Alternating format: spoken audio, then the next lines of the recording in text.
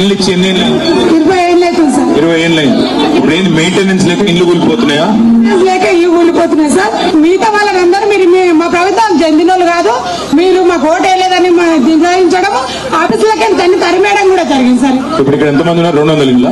మీరు అనేది ఏమంటే ఈ ఇల్లు కూలిపోకుండా కాపాడి ఇంకోటి కిరాయికున్న 15 సంవత్సరాలు అవుతుంది సార్. ఆడబిడ్డలు ఆ మూల పోతుంది కాబట్టి మొత్తం తీసేస్తామంటుందా?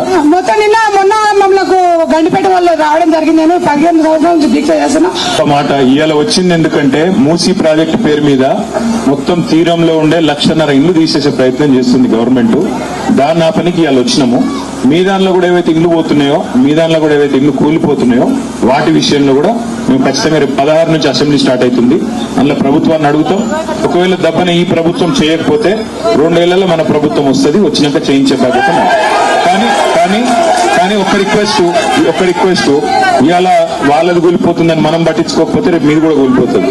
అందుకే వాళ్ళందరికీ అండగా మనందరం ఉందాం, వాళ్ళతో పాటు నడుద్దాం. మీ ఇల్లు పోతున్నాయి, ఆపికి ఆయంలో आपकी तकलीफ देखने, आपके मसाइल देखने हम लोग यहाँ पे आए. आगे जाके बात करेंगे, सब साथ चलेंगे, चल के वहां जाके बात करेंगे.